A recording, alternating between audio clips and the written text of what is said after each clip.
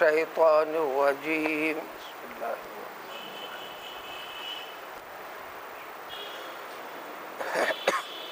یا ایھا الذین آمنوا لا تخونوا اللہ والرسول وتخونوا اماناتکم وانتم تعلمون انما اموالکم واولادکم فتنہ وان اللہ عندہ اجر عظیم۔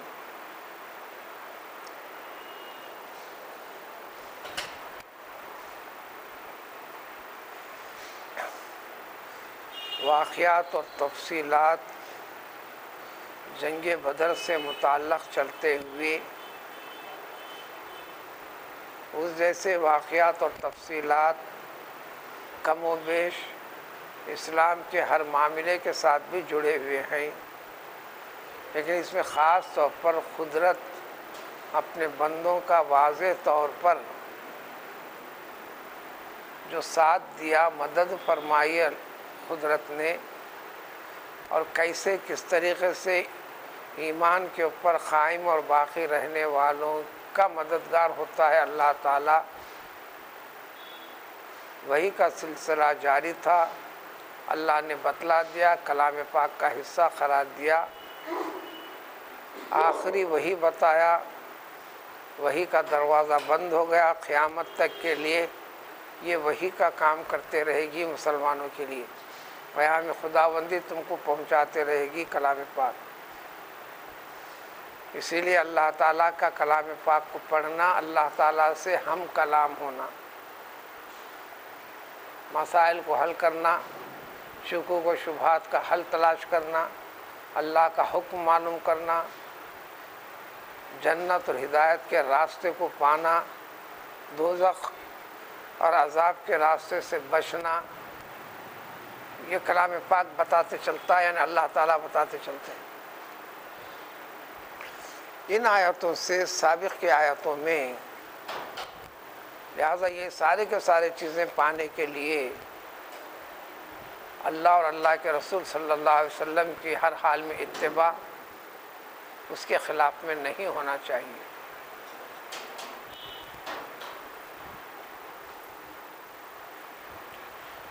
عدد میں تم نہ ہونے کے برابر تھے دنیا کے لحاظ سے۔ کل کی مجلس میں یہ تفصیل گزر چکی۔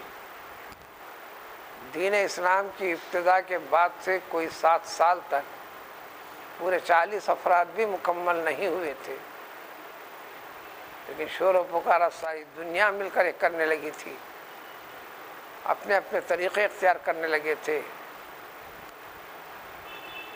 ان کی نظروں میں یہ مٹھی بھر کی تعداد، ان کو بھی ختم کر دو تاکہ حق قائم نہ رہے،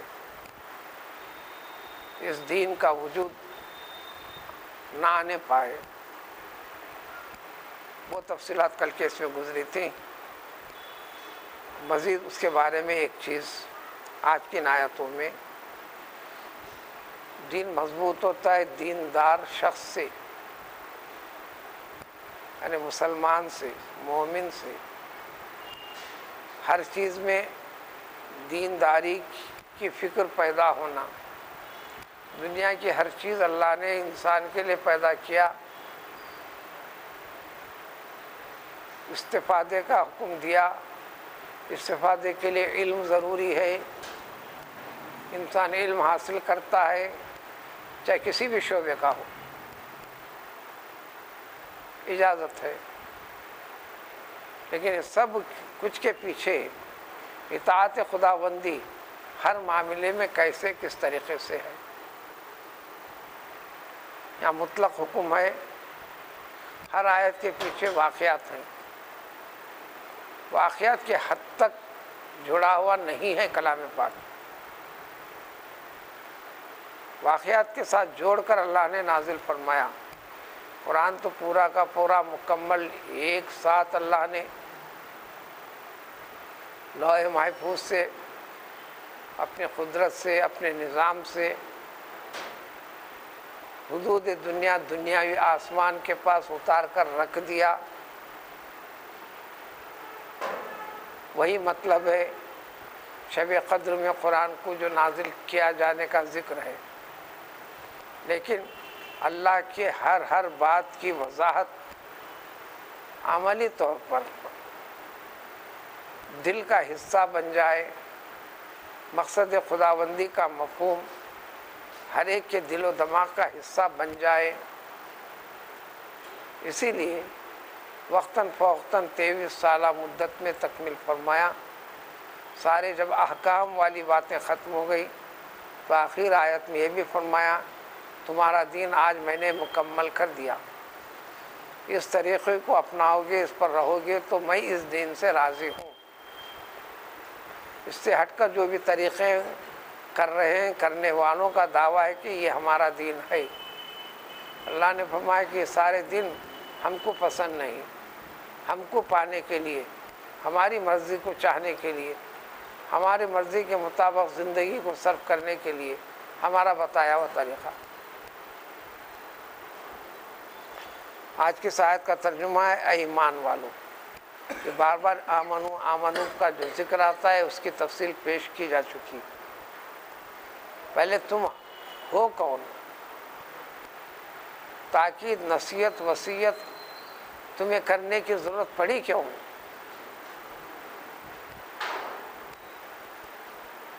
بندے کو بندے کی حیثیت درجہ یاد دلا کر پھر حکم دیتے اللہ تعالیٰ۔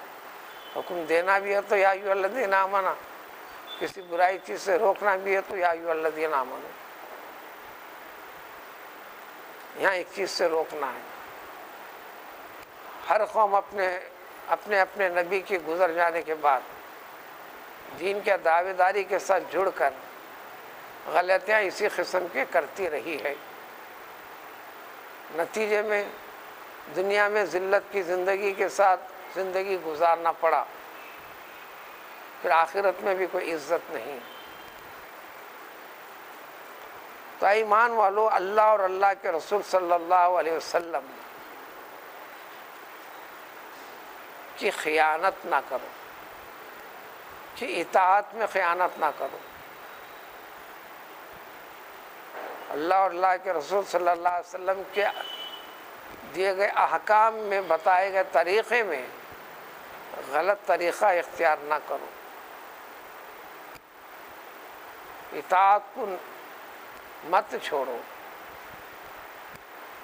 ہر چیز میں ہر طریقے میں جو فرمان رب کا ہے، رسول کا ہے علیہ الصلوۃ والسلام کا، بس اسی کو اپناؤ۔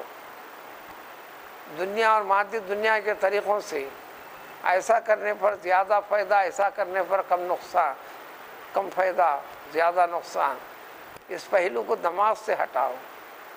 وہ ساری کی ساری چیزیں اللہ تعالیٰ کی طرف سے عطا کی جانے والی ہیں، دینے والا پیدا کرنے والا اللہ تعالیٰ ہے۔ جہاں جہاں قرآن میں جہاں جہاں الرسول آئے گا، جیسے یہاں آیا الف لام را سین واو لام، یہ عربی کا طریقہ ہے، یہ عام طور پر مشہور چیزوں کے ساتھ ہوتا ہے، یہ پوزیٹو فارم ہے۔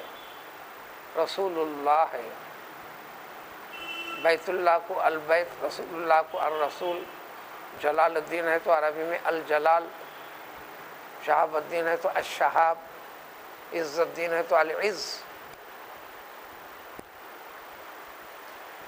پوزیٹو فارم کے سیکنڈ پارٹ کو ڈراپ کر دیتے ہیں، حذف کر دیتے ہیں۔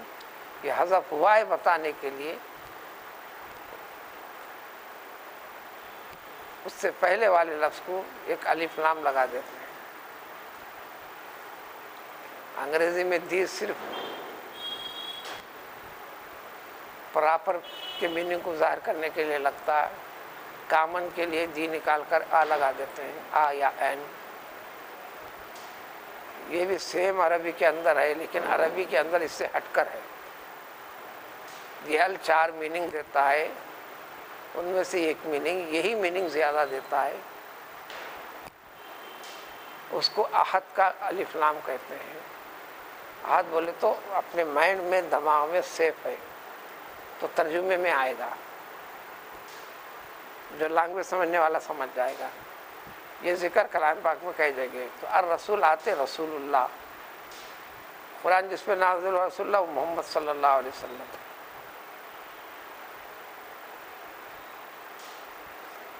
اس میں فائدہ اتنا ہوتا ہے کہ بات حافظے سے نکلتی نہیں، جو لینگویج سے جڑا ہوا ہے میننگ سمجھ میں آتے ہیں. 2 لفظ کی جگہ 1 لفظ آ گیا، معنی مطلب سب کچھ ایک جگہ باقی. ایسا قرآن میں کئی جگہ گزرا، پھر آتے جائے گا. ورنہ رسول تو گزرے 1,24,000 روایت کے مطابق. تو لہذا تم اللہ کی، اللہ کے رسول یعنی پیغمبر محمد صلی اللہ علیہ وسلم کی خیانت نہیں کرنا، یعنی اطاعت کرنا، کسی حکم میں خلاف ورزی نہیں کرنا. قیامت تک ایمان پر باقی رہنے کے لیے اس طریقے پر جو رہیں گا وہی مومن، وہی مسلمان، وہی صحیح طور پر اللہ کے دین کو اپنایا. یہ حکومت یاد دلا رہے ہیں. کیوں یاد دلا رہے ہیں؟ تم ہوتے ہوئے مسلمان خیانت کر رہے ہیں. اس لیے حضرت عبداللہ ابن عباس جو ترجمہ فرماتے ہیں، قرآن کے سب سے پہلے مترجم، سب سے بڑے مترجم یعنی تفسیر کرنے والے مفسر حضرت عبداللہ ابن عباس. ان کا لقب ہے ترجمان القرآن. سارے کلام پاک کے سب سے پہلے کامنٹیٹر اور ٹرانسلیٹر. خیانت مت کرو یعنی نافرمانی مت کرو. نافرمانی کرنا چھوڑ دو. چھوٹی کیا بڑی کیا کچھ بھی نہیں. ہر چیز میں اللہ کے رسول صلی اللہ علیہ وسلم کے حکم کو حکم مانو. 2 دن پہلے یہ تفصیل گزر گئی. مقصود ہے تم رسول کی اتباع کبھی چھوڑو نہیں. کیوں میں چھوڑو؟ رسول کا تعلق اللہ سے، رسول کا حکم اللہ سے، رسول کا فرمان اللہ سے،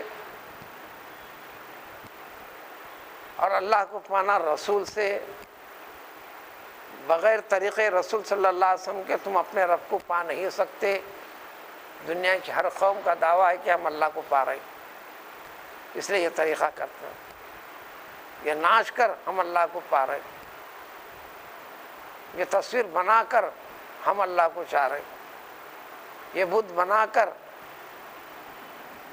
ہم اللہ کو چاہ رہے ہیں. اب ایک ایک چیز کی وضاحت کی ضرورت نہیں. اس طریقے سے اور دیوار کو اپنا کر اللہ کو چاہ رہے ہیں، درخت کو اپنا کر ہم اللہ کو چاہ رہے ہیں، مٹی کے ڈھیر کو جمع کر کے ہم اللہ کو چاہ رہے ہیں، وغیرہ وغیرہ. فہم کو درست کرنا ہے. اللہ کو چاہنے، ماننے اور پانے کے طریقے کیا ہیں وضاحت کر دی گئی. اس طریقے میں تبدیلی نہیں، یعنی اپنے مائنڈ کو اس میں داخل نہیں کریں گے. یاد دلاتے ہیں اللہ تعالیٰ یہ مومن ہوتے تم نے ایسا کیسا کر دیا، کیسا سوچ لیا. اس وقت کے بعد صحابہ میں اکا دکا ایسا ہوا. اب تو اکا دکا نہیں، اکا دکا محفوظ ہو تو ہوگا. ایک میں احتیاط ہے تو دوسرے معاملے میں احتیاط نہیں. تو اللہ کا ارشاد ہے وَتَخُونُوا أَمَانَاتِكُمْ. دیکھو تم امانتوں کے اندر خیانت کر رہے ہو، بددیانتی سے زندگی گزار رہے ہو، کہاں کیا خرابی کر رہے ہو. ذرا اپنے دل کی طرف رجوع ہو کے دیکھو. وَأَنْتُمْ تَعْلَمُونَ. تم خود اس کو پوری اچھی طریقے سے جان بھی رہے ہو، معلوم ہے تم کو. بھلے انسانوں میں سے دوسرا انسان نہ جانے تم نے کیا کس قسم کی اطاعت و فرما برداری میں خطا کی ہے، غلطی کی ہے، تساہل سے کام لیا ہے، عاقبت کی پرواہ نہیں کی ہے، نتیجے کی پرواہ کیے بغیر، جس سے تمہارے ایمان کو اور جس کی وجہ سے ایمان سے تعلق رکھنے والے مسلمانوں کو دین کیا ہے، مسلمان ہیں. دین پختہ کیا ہے؟ مسلمانوں کا پختہ ہونا. دین کمزور کیا ہے؟ مسلمان کا عمل اسلامی زندگی اور فکر کے لحاظ سے کمزور ہونا. دین موجود کب تک؟ جب تک مسلمان دینداری کے اوپر قائم اور موجود. دین ختم کب؟ جب یہ عمل ان کے اوپر ختم.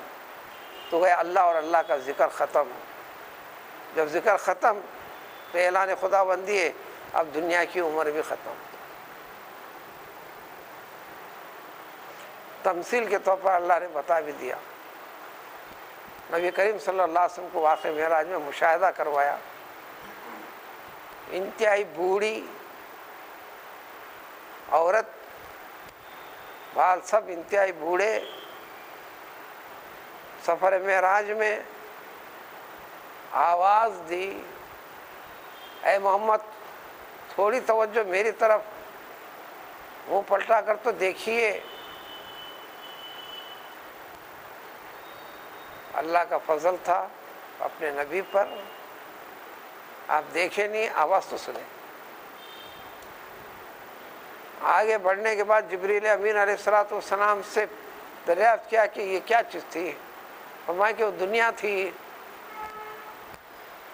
وہ دنیا تھی. جب پیدا ہوئی تھی تو انہیں پیدا ہوئی تھی، اب دنیا کی عمر یہ پوزیشن پہ بوڑھی ہو گئی. بڑھاپے کے پاس پھر جوانی آنے کا سوال نہیں، پلٹنے کا سوال نہیں، آگے بڑھنے کا سوال ہے. آگے موت کا گڑھا ہے، آگے فنا ہے، آگے وجود کو ختم کرنا ہے. لیکن بوڑھوں کی بھی زندگی کبھی طویل کرتے ہیں. اختیار دے دیے، تم ایمان کو اسلام کی مضبوطی کے ساتھ پکڑو، وہ تمہاری بوڑھی دنیا بھی اور چند دن رہے گی، آگے رہے گی. بڑھیا کو مارنا ہے تو مار لو، تمہارا مرنا تمہارا تباہ ہونا، بڑھیا کو مارنا ہے. اس لیے خواب میں عورت کو کہ دیکھتا تو اس کی تعبیر مطلب ایک ہی چیز دنیا. اتنی بات پکی ہے، لیکن رزلٹ نہیں نکال سکتے آپ. وہ دکھنا کس پوزیشن میں، دیکھنے والا کون سی پوزیشن ہے، اس کے بعد وہ علم کا تعلق ہے. لیکن اسی کے ساتھ گھومیں گی، وہ دنیا ہے. اور یہ دنیا حقیقی، جیسا ایک حقیقی عورت کی شکل میں بتایا گیا حضور صلی اللہ علیہ وسلم کو، حقیقی شکل میں، بحیثیت لڑکی کی شکل میں، عورت کی شکل میں، بڈھیا کی شکل میں، بعض انسانوں کے پاس بھی دنیا کی شکل میں پہنچتی ہے بیداری حالت میں بھی. اور شیطان کا سب سے بڑا ہتھیار انسان کو بہکانے کے لیے عورت ہے. حدیث شریف میں ہے کہ النساء حبائل الشیطان، انسان کو، انسان کے ایمان میں خرابی و بگاڑ پیدا کرنے کے لیے سب سے بڑا جالا، ذریعے، اسباب، وہ حبل کی جمع ہے رسیاں. یہ بھی آیا مصائد الشیطان، شیطان جو شکار کرتا ہے، پھانستا ہے، بس اس کے لیے سب سے بڑا پہلا ہتھیار اس کا وہ کیا ہوتے ہیں. وہ ایک وضاحت ہے. تم جانتے ہو اب جو کیا گزرا تھا، کیا واقعات تھے، چند نمونے ہیں. مقصد کیا ہے سمجھ میں آ گیا قیامت تک کے لیے.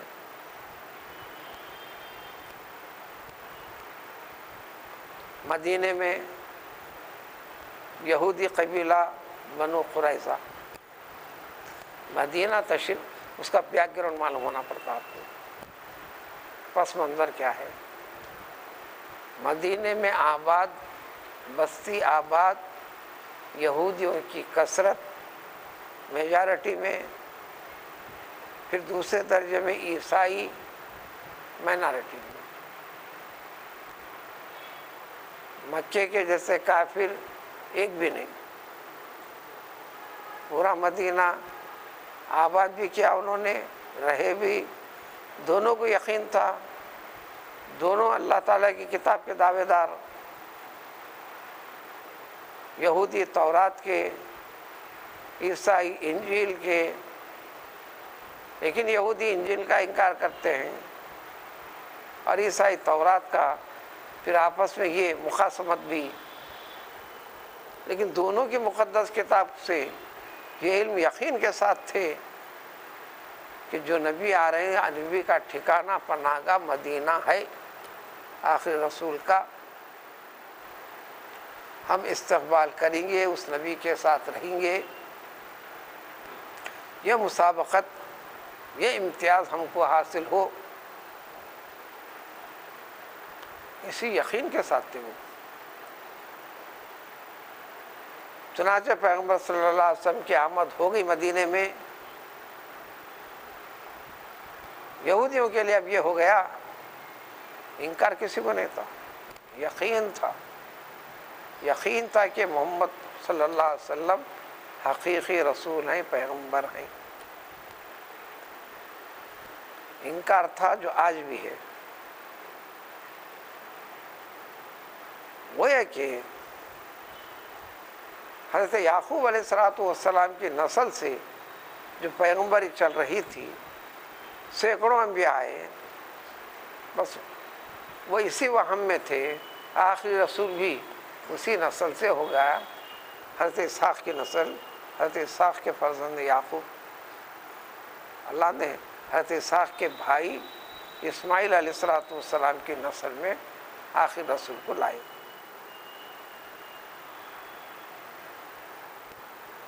اور دیگر دنیاوی عہدے وغیرہ، مقاصد وغیرہ کے لحاظ سے دین اسلام قبول کرنے پر اب بہت ساری پابندیوں کو اپنے اوپر لاگو کرنا پڑتا ہے، ایسے وجوہات سے انکار۔ الغرض مدینے میں آنے کے بعد جب اسلام کا جوش ولولہ، گرم جوشی سے آپ صلی اللہ علیہ وسلم کا استقبال، ویسے اسباب پورے فراہم کر دیے تھے اللہ تعالیٰ نے، اب وہ تفصیل سنانے کا وقت نہیں ہے۔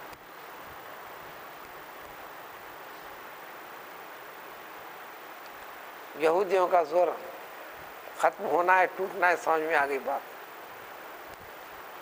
اسلام آج بھی جیسا ابتدا سے ہے، کسی کو دباؤ میں لا کر اسلام قبول کر تو مسلمان ہو ایسا نہیں کہتا۔ ایمان اسلام کا تعلق دل سے ہے، یقین کے ساتھ ہے، دکھاوے کے ساتھ نہیں، ظاہری فوائد اٹھانے کے لیے نہیں ہے، اللہ کو پانے کے لیے ہے، جو آخرت کا ذریعہ اور سبب بنے۔ تو لہذا مکے کی جیسی مخالفت کی شکل نہیں رہی، تعداد تو اب زیادہ ان کی ہے مدینے میں۔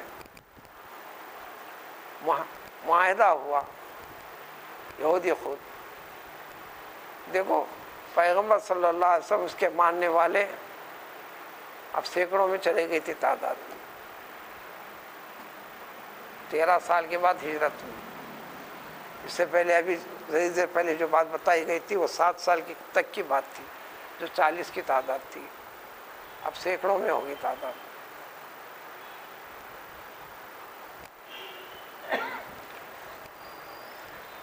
یہودیوں کے اوپر کوئی قوم آ کر حملہ کرتی ہے، لڑتی ہے، سارے مسلمان کے ساتھ لڑے جیسا ایک دوسرے کا ساتھ دیں گے۔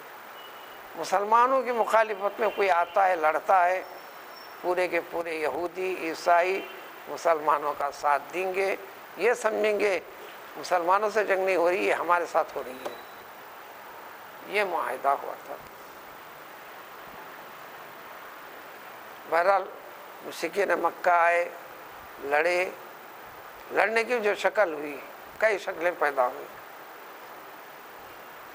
ملک شام سے تجارت کا قافلہ لے کر ابو سفیان لوٹا، بعد میں صحابی ہوئے فتح مکہ میں۔ سب سے بڑے حریف ابو سفیان ہی رہے مکہ فتح ہونے پر۔ جدے اعلیٰ سے جوڑتے ہیں تو خاندان رسولی چھوڑ،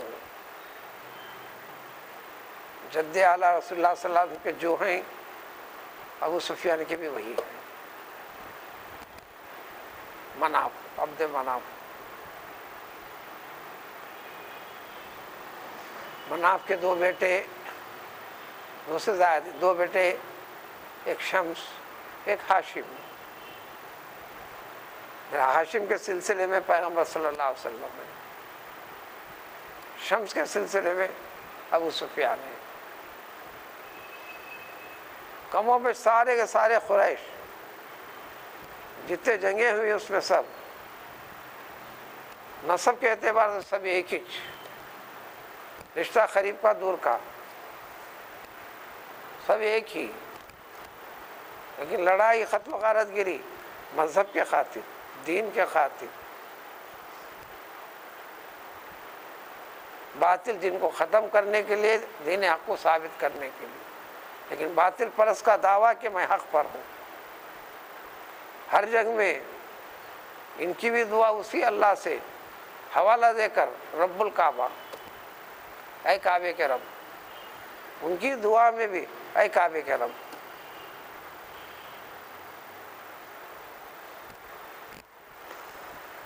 تو جبریل امین علیہ السلام کے ذریعے سے خبر پہنچا دی اللہ تعالیٰ نے پیغمبر صلی اللہ علیہ وسلم کو کہ دیکھو ابو سفیان مدینے کے قریب سے تجارتی قافلے کے ساتھ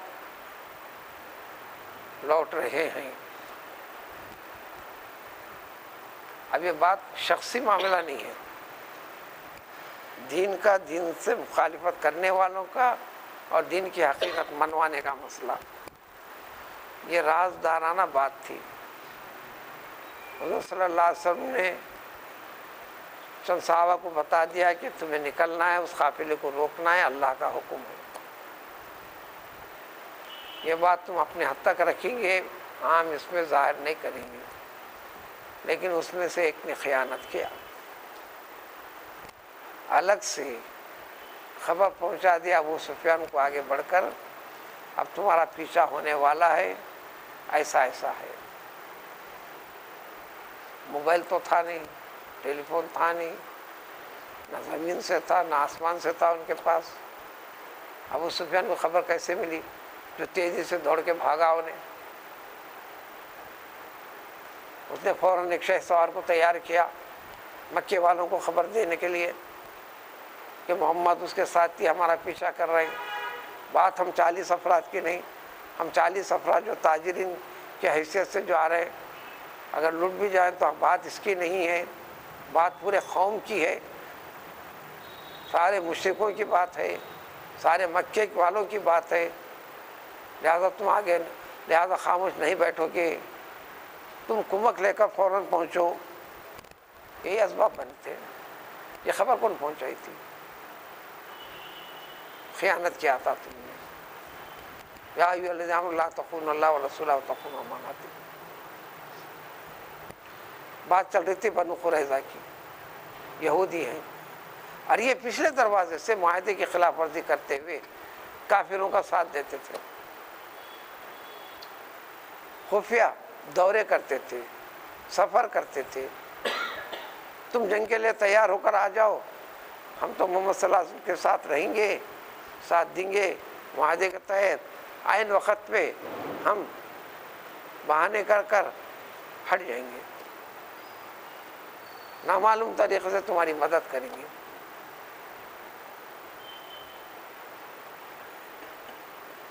جب یہ چیز اللہ تعالیٰ نے بتا دیا، معاہدے کی خلاف ورزی ہوئی، تو ادھر جنگ سے فارغ ہونے کے بعد حضور صلی اللہ علیہ وسلم، یہ قبیلے بنو قریظہ سب سے طاقتور، تعداد میں بڑا،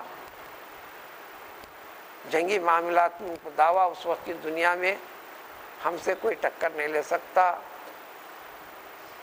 جب مسلمان آگے بڑھے تو کہنے لگا آؤ، اب تک تو تم نے جو جنگیں جیتی ہیں وہ جنگجوانہ مہارت نہیں رکھا کرتے تھے، خالی تلوار پکڑنا معلوم تھا۔ عربوں کو اس کا بیان ہے،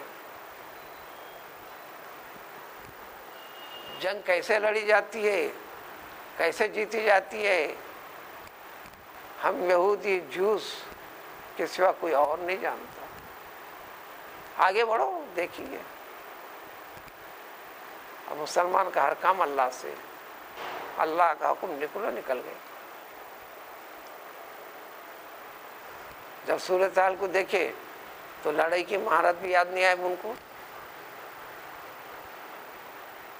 خیلوں میں بند ہو گئے، کوئی 2 ہفتے گزر گئے، 2 ہفتے تک 20 دن تک گزر گئے،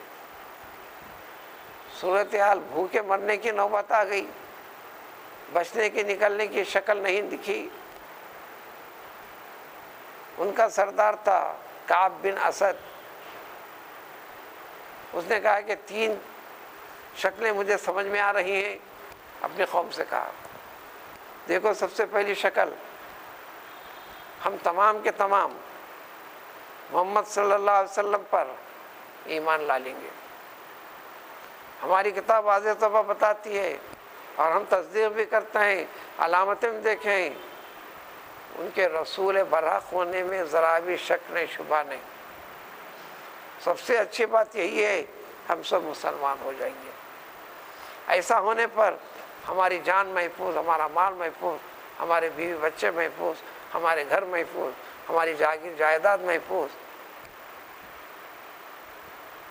اور کوئی غلط کام بھی نہیں کر رہے ہیں، وہ رسول برحق ہے۔ ابو جہل نے بھی ایکسرسائز متا کہا وہ رسول برحق ہے۔ اس کے دوستوں نے کہا کہ جب تم کہہ رہے ہو ہم سے، پھر مخالفت کیوں کرتے ہو؟ اجی موافقت کر کے قبول کر لینے پر اب اس دنیا میں جینے کے لیے ہماری سرداری اب کہاں رہی؟ اب ہم کو اس کے حکم کے تابع ہو کر غلام بن کر رہنا پڑے گا، اور اسلام نام ہے رسول اکرم صلی اللہ علیہ وسلم کی غلامی کا ہی ہے۔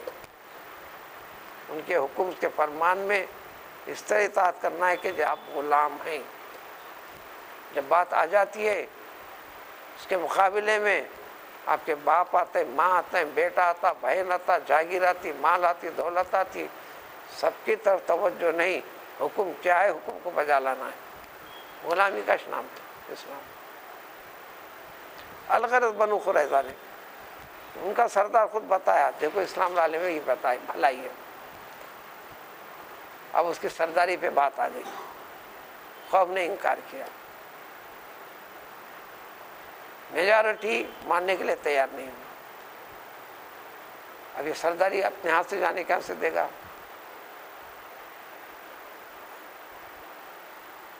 تو دوسری تدبیر پیش کیا۔ دیکھو دوسری تدبیر میری ہے کہ ہم خود اپنے ہاتھوں سے ہر شخص اپنی بیوی کو، اپنے بچوں کو قتل کر دے گا۔ اب رہے ہم، چلو ہم جنگی مہارت کی بنیاد پر آگے نکلیں، لڑیں، فتح پائیں گے تو 4 دن جی سکیں گے، نہیں تو مر جائیں گے۔ یہ دوسری تدبیر ہے۔ اس کے قوم نے یہ بھی نہیں مانا۔ یہ زندگی کیا ہے؟ جو بیویوں اور بچوں کے بغیر زندگی ہو تو وہ زندگی کہاں سے ہوئی؟ آج بھی انسان یہی کہے گا، سمجھے گا۔ حقیقت میں زندگی کے ساتھ یہ سارے معاملات ہیں، ان میں کسی کے پاس کچھ کمی ہے تو زندگی کے لطف اور اصل زندگی کے رنگ میں کمی ہے۔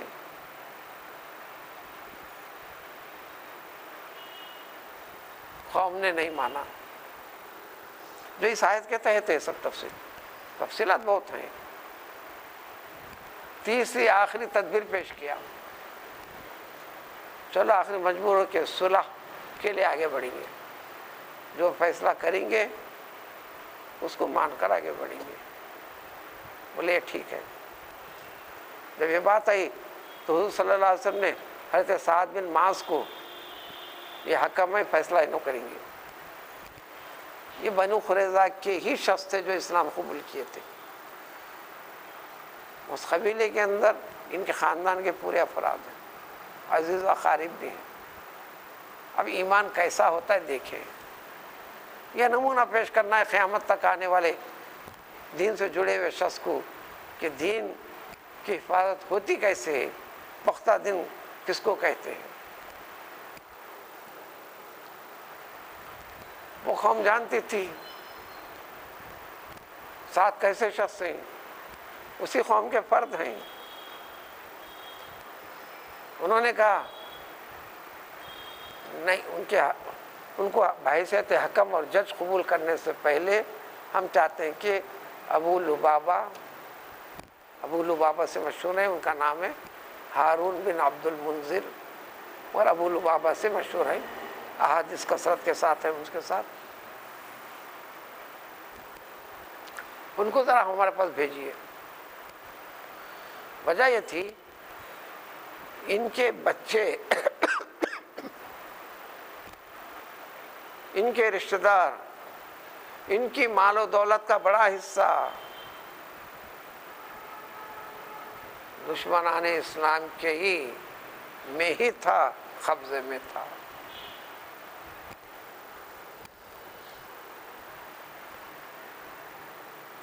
انہوں نے ان کو بلایا، یہ ہم کو صحیح مشورہ دے سکتے ہیں۔ جب یہ طلب کیے تو حضور صلی اللہ علیہ وسلم نے فرمایا ابو لبابہ جاؤ، کیا بات کر کے آؤ، تم سے مشورہ لینا چاہ رہے ہیں، بھیج دیا۔ جب یہ گئے تو اس قوم کے ذمہ دار حضرات جمع ہو کر مشورہ کیے، صرف اتنا پوچھے پوری بنیادی بات، سعد بن معاذ کو حکم بنا رہے ہیں، ان کو بحیثیت حکم قبول کرنا ٹھیک رہے گا یا نہیں، اس سے زیادہ بات نہیں تھی۔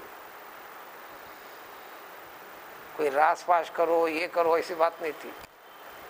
سعد بن معاذ کو حکم بنانا، بحیثیت جج کے قبول کرنا ٹھیک رہے گا نہیں رہے گا۔ حضرت سعد کیسے آدمی تھے دیکھیے آپ،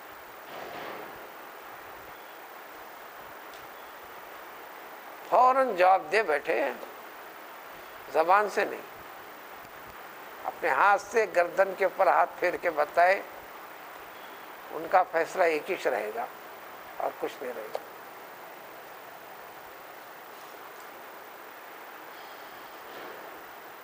اشارہ کرے ان کو بحیثیت حکم قبول مت کرو، ان کا فیصلہ یہ رہے گا۔ یہ کہہ کر ابھی سانس ٹوٹی بھی نہیں، بدری ہیں، اللہ نے ان کی معافی کا اعلان کر دیا۔ بعد کی زندگی میں ایسی خطائیں ہوئی، حضرت عمر وغیرہ تلوار لے کے نکلے، اجازت یا رسول اللہ صلی اللہ علیہ وسلم، بحیثیت مسلمان یہ غلطی، تلوار گردن اڑانے کو حکم دیجیے، حضور صلی اللہ علیہ وسلم نہیں، اللہ کے کھلے الفاظ ہے، قد غفرت لکم، جنگ بدر میں جتنے شریک تھے میں نے ان کی بخشش کر دی ہے، میں ان کی گردن مارنے کا حکم نہیں دیتا۔ اب انہوں اتنا کہنے کے بعد ابھی دوسری سانس ہی کے درمیان میں ان کو یاد آیا مجھے ایسا نہیں بتانا چاہیے تھا، فوراً قدرت دل میں یہ کری، افسوس ہوا۔ پیغمبر صلی اللہ علیہ وسلم کے پاس بھی پلٹ کرنے گئے، پلٹ کر سیدھا مسجد نبوی تشریف لے گئے، اس کے ایک ستون کو رسی سے اپنے آپ کو بنوا لیا، میں نے غلطی کی ہے۔ 7 دن تک بنے رہے، ایک قطرہ پانی نہیں پیا، ایک دانہ کھانا نہیں کھایا، یہ کہنے لگے اللہ تعالیٰ جب تک مجھے معاف نہ کرے میں یہاں سے ہٹوں گا نہیں۔ حضور صلی اللہ علیہ وسلم کو عنوات بتائے، وہ وہاں جا کر اپنے آپ کو باندھ لینے سے پہلے میرے پاس اگر آتا تو میں اس کے لیے اللہ سے معافی کی دعا کرتا تھا، لیکن اب معاملے کو میرے بغیر انہیں آگے بڑھا دیا، اب اللہ ہی فیصلہ فرمائے، میں بھی کچھ نہیں کر سکتا۔ طہارت کے لیے، وضو وغیرہ کرنے کے لیے ان کی اہلیاتی تھیں، کھولتی تھیں، فارغ ہونے کے ساتھ پھر باندھ دیتی تھیں، پورے 7 دن تک باندھے رہے۔ کیا ہوا تھا؟ وہ خیانت ہوئی تھی مسلمانوں کے خلاف، اشارہ دے دیے تھے اور کرنے کا احساس بھی ہو گیا۔ ایک ہی واقعے سے جڑا ہونا، ایسے کئی پہلو ہیں، جیسے وہ خبر ابو سفیان کی، یہ اور بھی روایتیں ہیں۔ اس جیسا واقعہ ہونا ضروری نہیں ہے۔ جب اس بمقابل اسلام ایسے معاملات ہوتے ہیں، تم کسی تائید میں، دباؤ میں، یا اپنا درجہ بڑھانے کے لیے مسلمانوں کے خلاف والی ایسی چیز ذرا بھی اشارہ کسی کو دیتے ہیں، چاہے کچھ بھی ہو، وضاحت تفصیل نہیں، یہ خیانت ہے۔ یہ تو ابو لبابہ کا ہوا۔ حضرت سعد بن معاذ کو جب حضور صلی اللہ علیہ وسلم نے جج بنا دیا، فوراً ان کو بلوایا گیا، بھیجے، انہوں نے فیصلہ کیا کیا؟ جتنے نوجوان ہیں ان میں سے، جتنے جوان ہیں اس میں سے، یعنی 15 سال سے لے کر 40 سال تک کو جوان کہتے ہیں، اور یہ صلاحیت جس میں دکھ رہی ہے، یعنی 50 سال تک بھی، ان میں سے کسی ایک کو بھی زندہ نہیں چھوڑنا، ہر ایک کی گردن اڑا دینا۔ یہ جج صاحب کا فیصلہ تھا جو حضرت معاذ تھے، سعد بن معاذ تھے۔ اور جتنی عورتیں ہیں ان کے سب کو غلام بنا لینا، تقسیم کر دینا۔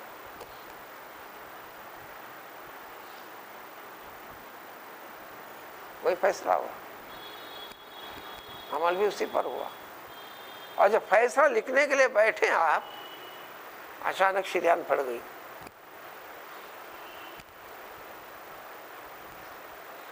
حضرت سعد کی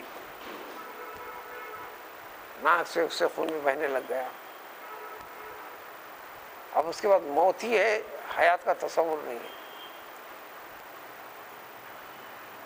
سر کو دبا کر پکڑ کر یہ دعا کرتے ہیں، اے اللہ تیرے رسول نے ایک ذمہ داری مجھے دی ہے، یہ پورا ہونے تک میری حیات کو باقی رکھ۔ پورا فیصلہ اطمینان سے کر کے جب ہٹے، قلم ہٹائے، تو پھر آپ بھی انتقال کر گئے۔ حضرت سعد بن معاذ، اور یہ بھی جب ایمان پختہ تھا ابو لبابہ کا، غلطی کا احساس کر کر توبہ میں کیسے لگے رہے۔ غلطی کرنے سے ڈرو، تو وہی حکم ہے آیت شریفہ میں کہ تم خیانت مت کرو، جبکہ معلوم ہے، تمہیں خود معلوم ہے کہ خیانت کرتے ہو۔ پھر اللہ تعالیٰ وضاحت کرتے ہیں، یہاں کریں، قرآن میں کئی جگہ وضاحت۔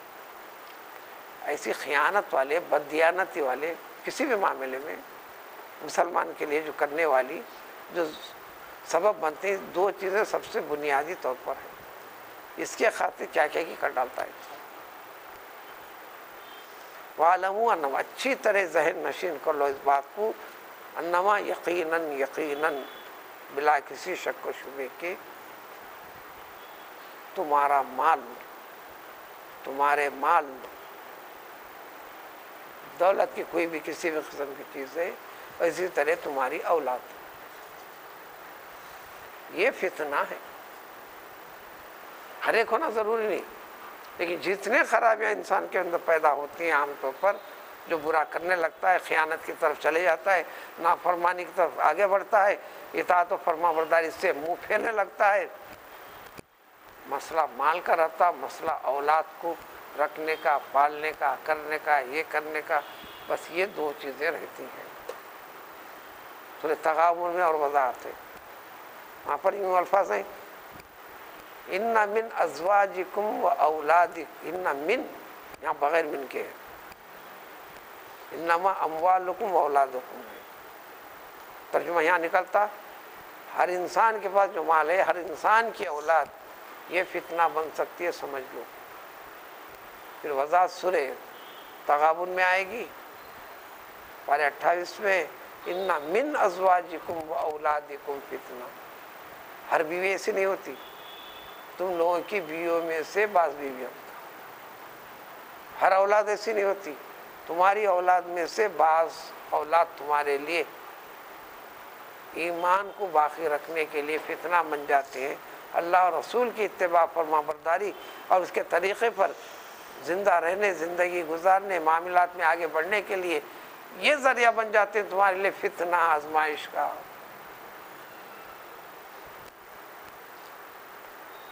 وہاں ایسی وضاحت ہے. لہذا اور آزمائش کی چیز ہے، ایمان نام ہی آزمائش کا، ایمان نام ہی آزمائش کا. یہ کیوں؟ یہ سوال غلط ہے. یہ حیات اسی لیے ہے تم اچھے اسی وقت ثابت ہوگے کہ جب برا انجام، برا معاملہ ہے، بری شکلیں ہیں، بلکہ وہی چیزیں ذریعہ سبب میں تم کو جنت تک پہنچانے کا، نہ سمجھنے پر آسانی کے ساتھ دوزخ میں پہنچنے کا.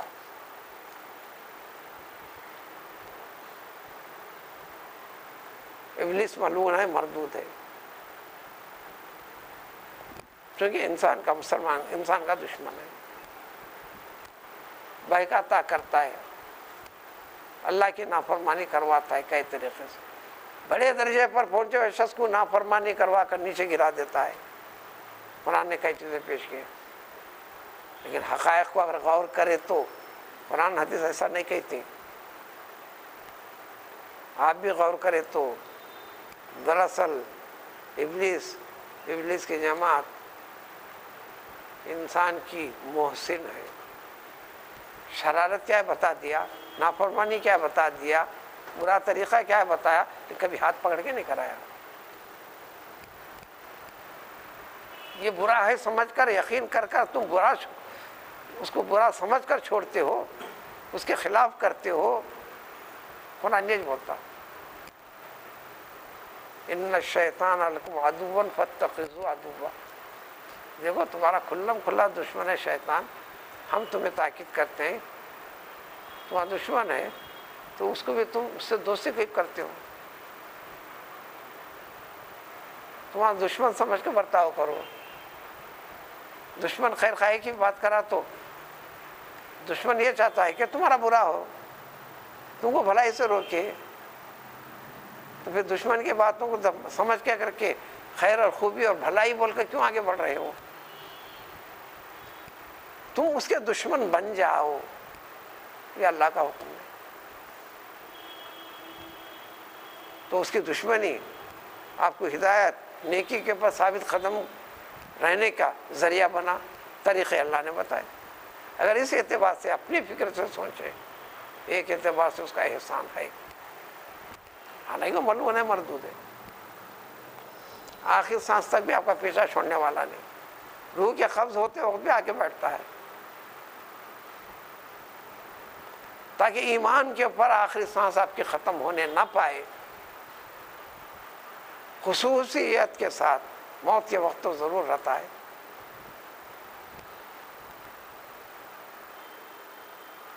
وَأَنَّ اللَّهَ عِندَهُ أَجْرٌ عَظِيمٌ. یا اولاد کے خاطر، فلاں کے خاطر، فلاں غرض کے خاطر تم غلط روش اختیار کر لو گے تو نقصان اٹھاؤ گے. اس سے بچو، یہ سمجھتے ہوئے یقیناً اللہ تعالیٰ کہ اس کے پاس بہت بڑا اجر ہے اللہ کی طرف سے جو تمہیں ملنے والا ہے اطاعت اور دیانت کے راستے پر قائم اور باقی رہنے پر. یہ تو ملے گا آخرت میں. اس دنیا کے اندر بھی ایک بڑا امتیاز، ایک انعام ملنے والا ہے تم کو. صحیح انسانیت کے درجے پہ تم کو لا کر ٹھہرا کر ایک استعداد و صلاحیت تمہارے دل میں ایمان کے ذریعے سے پیدا کرے گا. تم کو کیا بنائے گا اس کا ذکر اگلی آیت میں.